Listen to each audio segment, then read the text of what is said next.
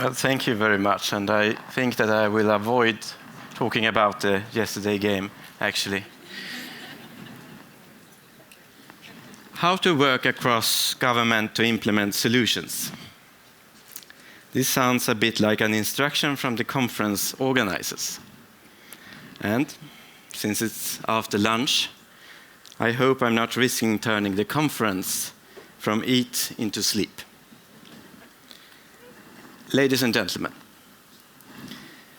government, it seems, doesn't have a very good name at the moment, by which I mean democratic government. But as Goethe said, to rule is easy, to govern is difficult. And after being a minister in a democratic government for 20 months, Goethe certainly had my vote.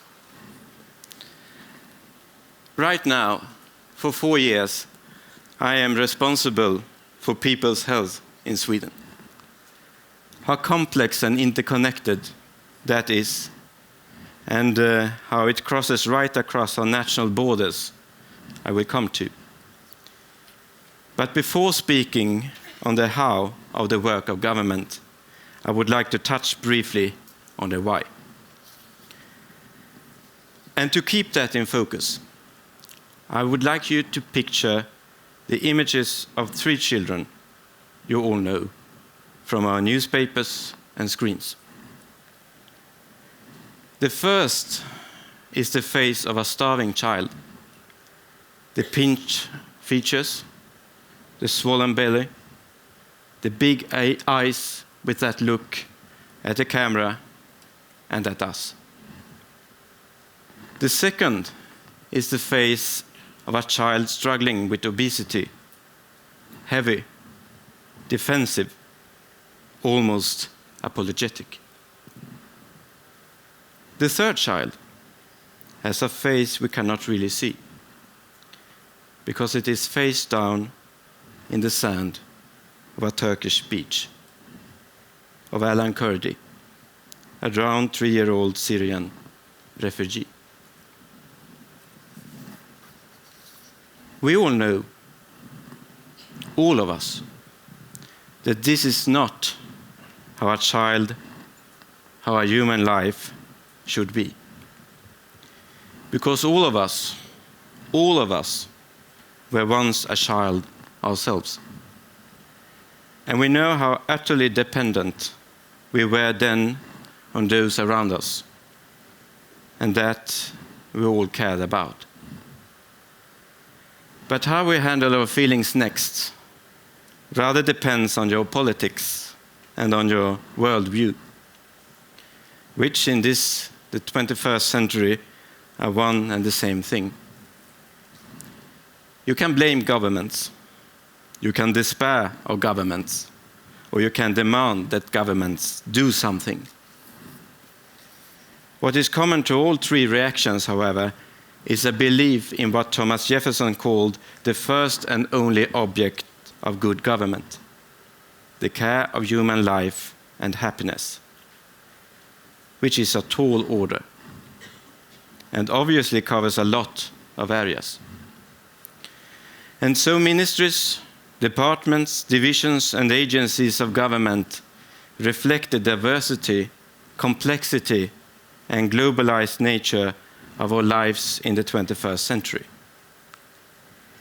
But to understand much of how we try to work here in Sweden, across government, we need to think a little of how human life is and has been here way up north. June, as you see, is a lovely time when it's not raining. But try living the long winter months. Those sparkling Stockholm waters can freeze a meter thick. It is dark right across this long, long land and its small and scattered population. And before we built our bright digital towns and cities, and before our welfare system, life was harsh and hard. When your nearest neighbor lived kilometers away in an unforgiving climate and landscape. This forged an understanding in us. You can call it a tradition. That to get what you need, you have to work hard yourself. And you have to work hard and well with others. This underpins in modern times what many call the Swedish model. What we call pragmatic common sense. Which helped in 3 generations with technology and a system that valued and cared for all of our citizens to transform an isolated poor people on the margin of things into one of the richest nations on earth. Working across government to implement this solution meant involvement, dialogue, and close engagement with all those involved in what we needed to do. All those who could contribute knowledge, the private sector, the workers, academia, and civil society. Just as EAT is doing today. And just as the Global Nutrition Report is also doing today in Delhi and Washington. But to involve people and unite people, to engage and work with each other across policies, silos, or sectors over time needs a simple but common goal. Folkhemmet, welfare for all people, drove Sweden's development in the 20th century, and for my government, it still does today. Or to take a more contemporary issue, and in response to the carnage the motor car brought to our roads and to people's lives, our Vision Zero. A policy of zero tolerance of any death or injury on our roads, to the human cost in and to people's lives. There was skepticism at first, but also an understanding. As the evidence showed that to get there, you had to involve all those involved. Drivers, passengers, cyclists, and pedestrians, town planners, road designers, and car makers and lawmakers, informed lawmakers. And after 20 years, the idealistic, the impossible, is clearly working. A policy that reversed a mindset of what most consider the inevitable price other people have to pay for progress. This price, this view, of course, are still facts worldwide. But now Vision Zero, and above all, how it works by involving everyone, is being rolled out in capitals and countries worldwide too. Of course, it must be adapted, and the what and how understood. You know, things can get lost in translation.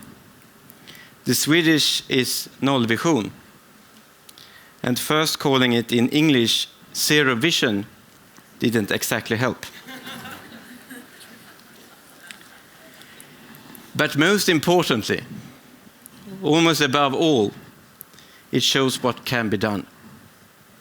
And that where there is a will in the modern world, there isn't one way, but many ways to get there. This we all need to remind ourselves of, and to remind all those we meet.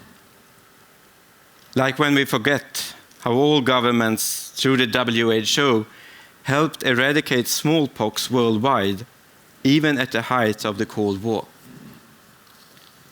The global challenges we now face, personified by those 3 children I ask you to picture: famine and malnutrition, obesity, and of wanting a better life. They will not be won by any one government, any more than antibiotic resistance that threatens to take us and our children back to a medical dark age, or the greatest challenge to all human life, climate change, will not be solved by any one government, not even a Swedish one, for all the hard work we have done and are doing in these fields. There is still everything to work for and everyone to work with, but it can be done. So the best way for all of you here to understand how we work across government, and the only way this government or any government will be able to implement the solutions we and our children need, is for you to work with this government and our co-partners, and with and on all governments. Advise, publicize, shame if you need to, but still better, share, inform, and inspire. And remind everyone you meet that for all its diversity and complexity, the facts and science show our planet, our world, our lives are completely interdependent. They always were. And that we, and above all, our children, are all in this together. As for the solutions, Goethe was right about governing.